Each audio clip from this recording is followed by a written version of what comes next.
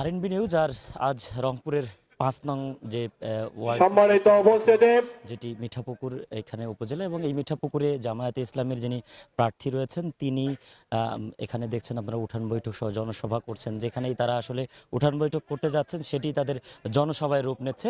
আমরা এই মুহূর্তে তেমনই একটি তার উঠান বৈঠক যেটি পরবর্তীতে আসলে জনসভায় রূপ নিয়েছে এমন একটি প্রোগ্রামে আমরা আছি।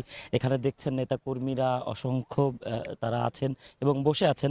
দীর্ঘ এর আগের যে আমলগুলি ছিল সেই আমলে কিন্তু একাধিকবার কারাবরণ করেছেন এই বাংলাদেশ জামায়াতে ইসলামের এই নেতা, যিনি এর আগেও রংপুরে খুবই একজন নামকরা বলা চলে প্রার্থীগুলো যে আলোচনাতে থাকে তার মধ্যে উল্লেখযোগ্য প্রার্থী রয়েছেন। এটা আমরা একটু যদি কথা বলতে চাই অধ্যাপক গোলাম রব্বানী স্যার আপনার সাথে, যে এই যে রংপুরের মিঠাপুকুরে আপনি আজকের নির্বাচনে একটি ছোট্ট হয়তো বৈঠক ছিল, উঠান বৈঠক, সেটি আমরা দেখছি যে উঠান বৈঠক নয় জনসভা হয়ে গেছে।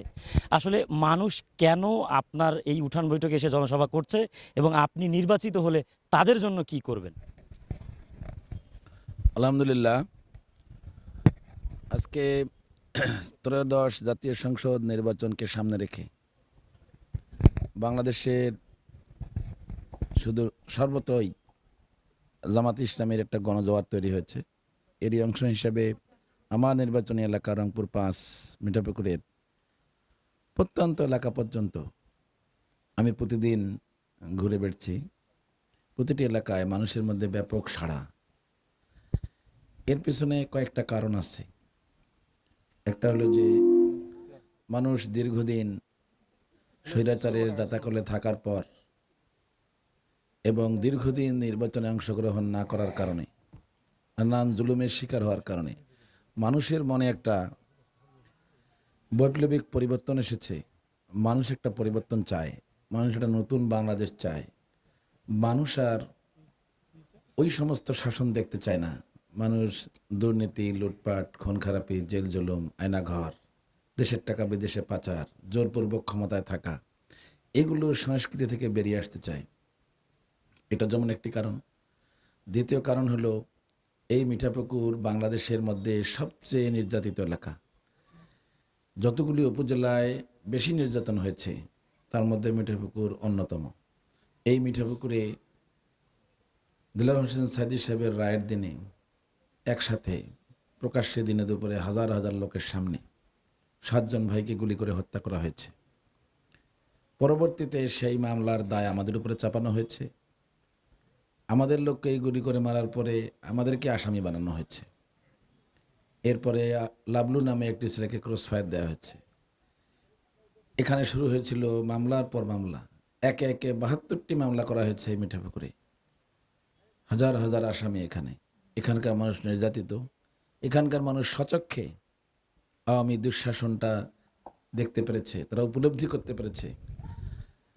সুতরাং এক কথাই বলা যায় যে মিঠাপুকুর হলো একটা অত্যাচারিত জনপদের নাম, যার কারণে মিঠাপুকুরের মানুষ আজকে ঘুরে দাঁড়াতে চায়। তারা ব্যালট বিপ্লবের মাধ্যমে এর প্রতিশোধ নিতে চায়। তৃতীয় কারণ হলো আমি আওয়ামীর আমলেও ২০১৪ সালে উপজেলা চেয়ারম্যান নির্বাচিত হয়েছিলাম বিপুল ভোটের ব্যবধানে, কিন্তু আমাকে একটা দিনের জন্যও চেয়ারম্যানের দায়িত্ব পালন করার সুযোগ দেওয়া হয়নি। আমি মোট ৫ বার জেলে গিয়েছি, ৩ বছর জেলে থেকেছি, ৮ বছর পলাতক থেকেছি। অর্থাৎ নিজ এলাকা, নিজ বাড়ি থেকে ১১টি বছর আমি বিচ্ছিন্ন ছিলাম। আমার নিজের ঘরে আমি থাকতে পারিনি। মানুষ এগুলি স্বচক্ষে দেখেছে এবং মানুষের মধ্যে প্রচণ্ড ক্ষোভ, হতাশা, দুঃখ একটা কাজ করছে যে একজন জনপ্রতিনিধিকে বসতে দেয়া হয়নি। মানুষের এই ক্ষোভের বহিঃপ্রকাশ ঘটতে শুরু করেছে এবং আমি মনে করি এর শেষ পরিণতি হবে ১২ তারিখের নির্বাচন। মানুষ প্রচণ্ড ক্ষোভের মধ্য দিয়ে আমাকে বসতে না দেওয়ার সকল প্রতিশোধ গ্রহণ করবে ব্যালট বিপ্লবের মাধ্যমে, ইনশাআল্লাহ। ধন্যবাদ। আমরা কথা শুনছিলাম মিঠাপুকুরের যিনি জামায়াতে ইসলামের প্রার্থী এবং সেই সঙ্গে তিনি ১১ দলের কিন্তু প্রার্থী। আমরা তার কথা শুনছিলাম, তার সঙ্গে কথা শোনার চেষ্টা করছিলাম।